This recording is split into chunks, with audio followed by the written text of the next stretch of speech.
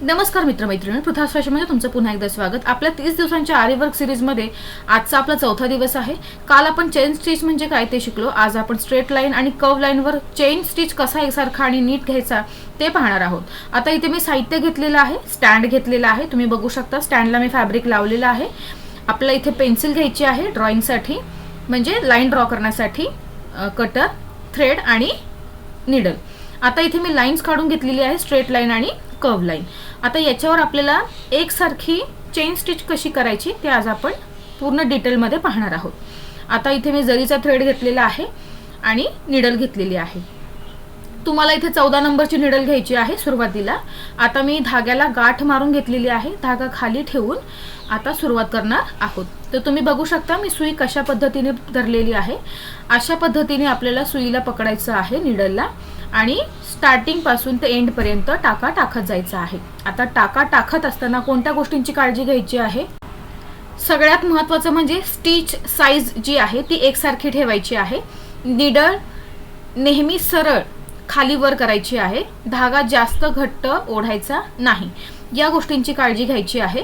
आता सगळ्यात महत्त्वाचा मुद्दा असा की कोणती मिस्टेक होते जे नवीन बिगिनर्स आहेत त्यांच्याकडून, तर नवीन शिकणारे बहुतेक वेळा स्टिच अनइव्हन घेतात, एकसारखं घेत नाहीत। काही स्टिचेस मोठे तर काही लहान होतात, त्यामुळे लाईन नीट दिसत नाही। तर यामध्ये आपल्याला काय करायचं आहे की स्टिच घेताना सगळे स्टिच एकसारखे आले पाहिजेत। आता तुम्ही व्हिडिओमध्ये पाहू शकता मी अगदी स्मॉल म्हणजे छोटे छोटे स्टिचेस घेत आहे।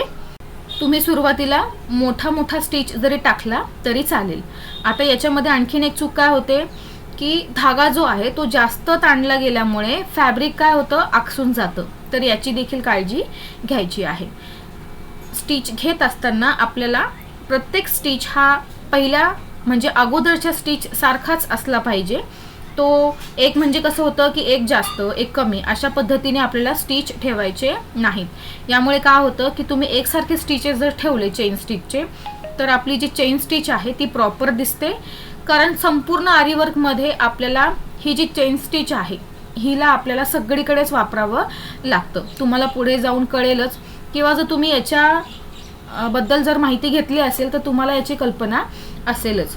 तर तुम्ही व्हिडिओमध्ये बघू शकता अगदी हलक्या हाताने आपल्याला सुई जी आहे ती आतमध्ये फॅब्रिकमध्ये टाकायची आहे आणि धाग्याला अडकवून पुन्हा वरती घेत जायचं आहे। घेत असताना याच्यामध्ये आपल्याला फिनिशिंग ठेवायची आहे। प्रॉपर फिनिशिंग सहित आपल्याला जी स्टिच आहे ते टाकत जायची आहेत आणि आपली चेन स्टिच तयार करायची आहे। हा तुमचा बेसिक म्हणतात ना अभ्यास आहे असं म्हणा।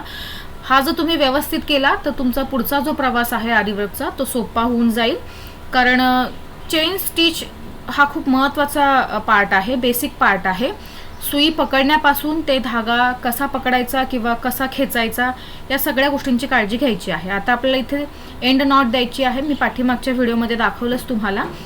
आणि शेवटी आपल्याला एंड नॉट द्यायची आहे। जर तुम्हाला एंड नॉट कशी द्यायची हे अजूनही समजलेलं नसेल तर मला नक्की कमेंट करा, मी पुन्हा एकदा त्याच्यावर सेपरेट व्हिडिओ बनवेल।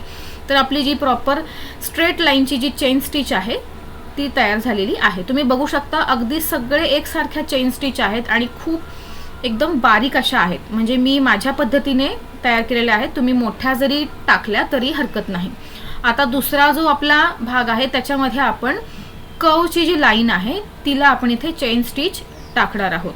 तर याच्यामध्ये कोणत्या गोष्टींची काळजी घ्यायची आहे? कारण तुम्ही स्ट्रेट लाईन तर केली पण जर तुम्हाला कर्व शेप करता येत नसेल, कारण आरी वर्कमध्ये चेन स्टिचला घेऊन आपल्याला बरेचसे एम्ब्रॉयडरीज असतात, त्याच्यामध्ये फ्लावर्स असतात किंवा शेप्स असतात। तर त्याच्यामध्ये शेप्स घेत असताना आपल्याला व्यवस्थित काळजीपूर्वक स्टिचेस जे आहेत ते टाकत जावे लागतात।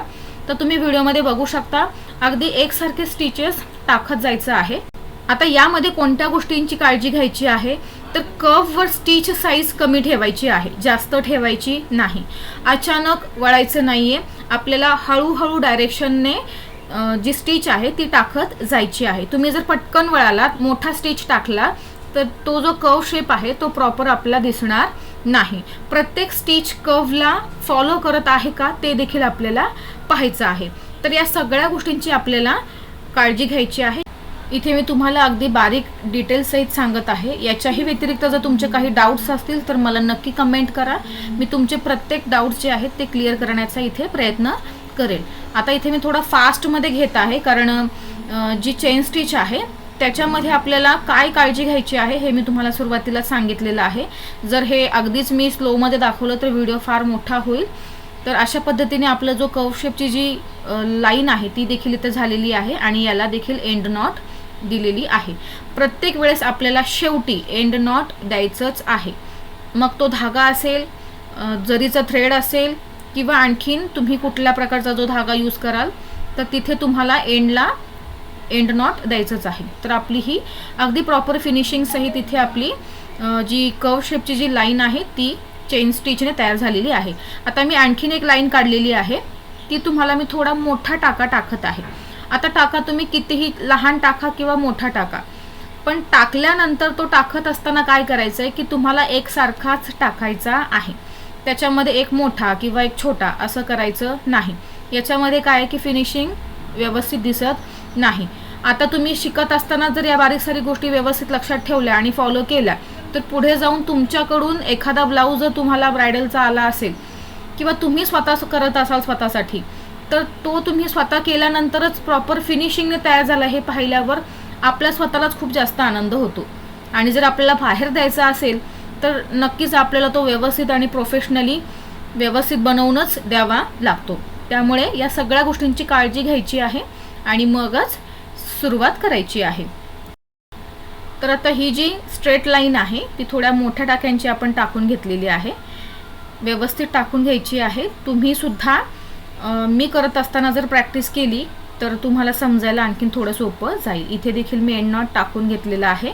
एंड नॉट टाकण्यामागचं कारण असं असतं, हे तुम्हाला मी आधीच्या व्हिडिओमध्ये देखील सांगितलेलं आहे की तुमची जी मेहनत आहे, तुम्ही जी चेन स्टिच बनवलेली आहे तिला जर एंड नॉट दिलं नाही तर ती पूर्णपणे निघून जाईल, म्हणजे पूर्णपणे धागा बाहेर येईल.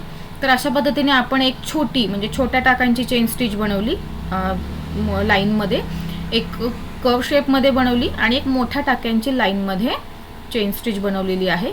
तर आजच्या व्हिडिओमध्ये आपण चेन स्टिचमधील स्ट्रेट लाईन आणि कर्व लाईनचं चेन स्टिच कशी टाकायची ते पाहिलं. आता याच्यामध्ये तुम्हाला सराव म्हणून काय करायचं आहे तर 5 स्ट्रेट लाईन्स आणि 5 कर्व्स लाईन्स पूर्ण करायच्या आहेत.